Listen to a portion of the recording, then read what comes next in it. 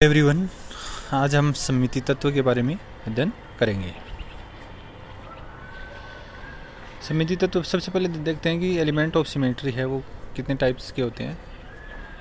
तो इनमें एक आता है प्लेन ऑफ सिमेट्री सममिति तल, सेंटर ऑफ सिमेट्री सममिति केंद्र, एक्सिस ऑफ सिमेट्री सममिति अक्ष और अल्टरनेट एक्सिस ऑफ सिमेट्री अर्थात एकांतर सममिति अक्ष।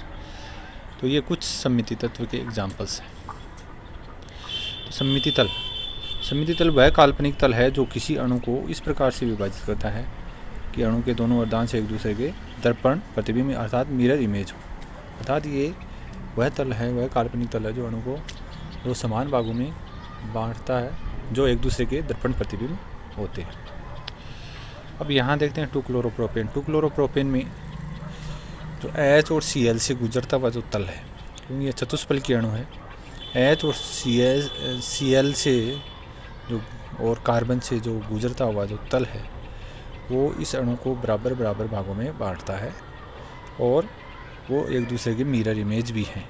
तो यहाँ पर ये एक सममिति तल हुआ और इस अणु में जिस अणु में सममिति तल पाया जाता है वो प्रकाशिक अक्रिय होता है, ऑप्टिकली इनएक्टिव कंपाउंड होता है। और इसी प्रकार से मीजो 3,4 डाइमेथिल हेक्सेन, ये जो मीजो 3,4 डाइमेथिल हेक्सेन है इसमें भी एक सममिति तल है, इससे ये जो सममिति तल है वो इस अणु को दो भागों में डिवाइड कर रहा है जो एक दूसरे के दर्पण प्रतिबिंब है। इस कारण से सममिति तल इस अणु में भी मौजूद होने के कारण ये अणु भी प्रकाशिक अक्रिय है। अनदर एग्जाम्पल है जो वो सममिति तल है वो किस में है, ये एक्लिप्स्ड मीजो टार्टरिक एसिड, यानी घर्षित जो मीजो टार्टरिक एसिड है, इसमें हम यदि इस अणु को इस प्लेन से डिवाइड करें तो ये जो दो इक्वल पार्ट्स में डिवाइड होगा जो एक दूसरे के मिरर इमेज हैं।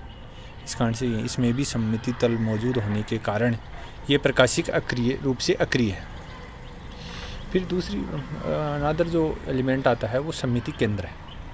सममिति केंद्र वह बिंदु होता है जो अणु में उपस्थित दो समान परमाणुओं या अणुओं को समूहों या परमाणुओं को मिलाने वाली रेखा उस बिंदु से गुजरे तो वह बिंदु उस रेखा को दो समान भागों में विभाजित करते हैं। अर्थात किसी बिंदु से यदि दोनों तरफ हम किसी भी दोनों तरफ यदि किसी रेखा के अनुदिश चलें तो यदि समान दूरी पर समान दूरी पर समान समूह आते हैं तो वो फिर सममिति केंद्र होता है। तो यहाँ पर ये जो पॉइंट है इसमें हम देखते हैं कि OH, यहाँ देखिए ये जो है इस बिंदु से इधर चले तो OH आता है, उतनी दूरी पर उस रेखा को हम विपरीत दिशा में फैलाएंगे, बढ़ाएंगे, एक्सटेंड करेंगे तो उतनी दूरी पर यहाँ भी OH आ जाता है। इसी प्रकार से इधर चले तो यहाँ CH3 आता है, उतनी दूरी पर विपरीत दिशा में चले तो CH3 आता है।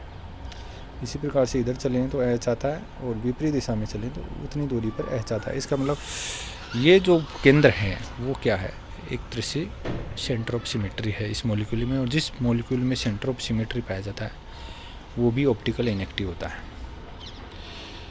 वो उसके प्रकाशिक समभावे भी नहीं बन पाएंगे। तो फिर है वेज-डेज फार्मूला। वेज-डेज फार्मूला में क्या होता है, इसमें भी वो सेम ही है।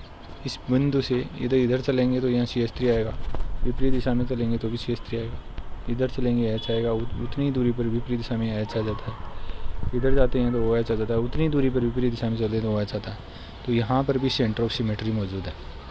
इसी प्रकार से हम सेंटर ऑफ सिमेट्री की ओर देखें तो यहाँ जो है वो एक्लिप्स्ड मीजो टार्टरिक एसिड हमने जो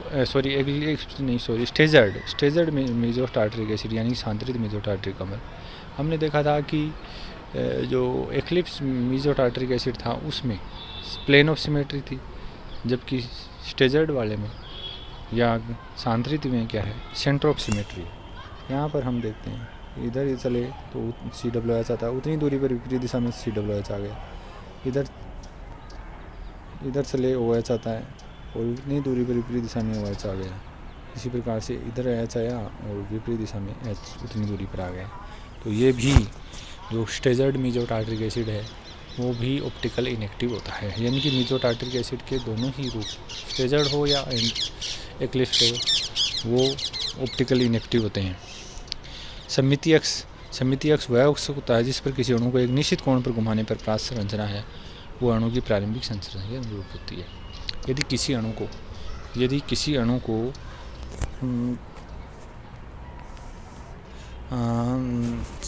किसी निश्चित कोण से घुमाएंगे तो वैसी ही संरचना प्राप्त होती है, प्रारंभिक संरचना के अनुरूप ही संरचना प्राप्त होती है, तो उसमें हम कहेंगे एक्सिस ऑफ सिमेट्री मौजूद है।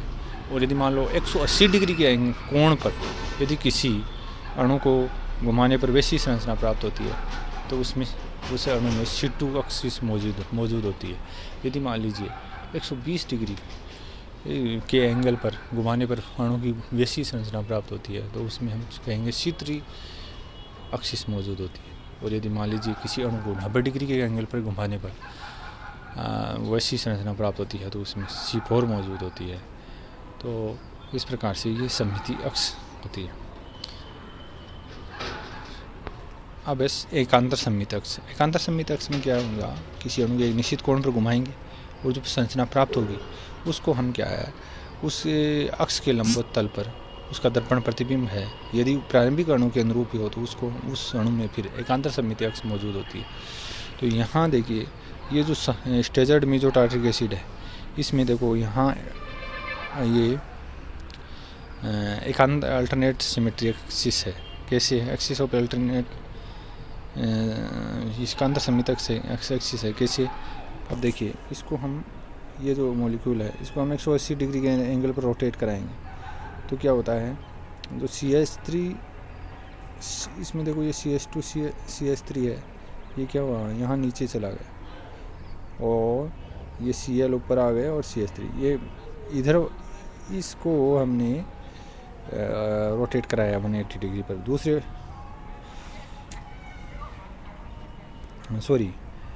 इस पूरे मॉलिक्यूल को ही हमने ये जो बॉन्ड है इनके जो बीच में उस एक्सिस के सापेक्ष हमने रोटेट कराया 180 डिग्री। तो क्या होता है, जो ऊपर होता है वो नीचे आ जाता है।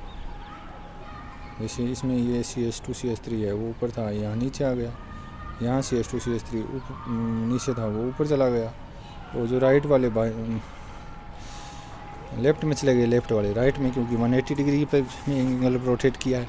फिर इसका हम मिरर इमेज लेंगे, तो मिरर इमेज लेंगे तो ये जो मॉलिक्यूल प्राप्त होता है इसका मिरर इमेज वो प्रारंभिक मॉलिक्यूल जैसा ही है, यानी कि हमने 180 डिग्री पर रोटेट कराया, रोटेट करा के फिर उसका मिरर इमेज लिया। तो यदि ऐसा है तो ये इसमें H2 यानी कि alternate axis of symmetry present है, इसमें H2 प्रेजेंट।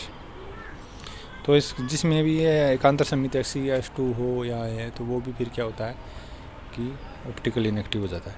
तो यहाँ इसका ये वेज ये जो है वो न्यूमैन प्रोजेक्शन पर आधारित है, ये इसका वेज डेस प्रोजेक्शन पर आधारित है, और बाद वो की वही। इसी प्रकार वो सांतरित मीजो ये था 3,3 di chloro dimethyl acid, 3,3 di chloro T33 नहीं हो सकता, ये है 1 2 3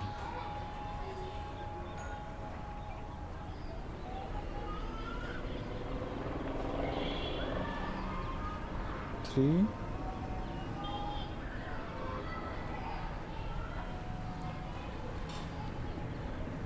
ये 3,3 डाई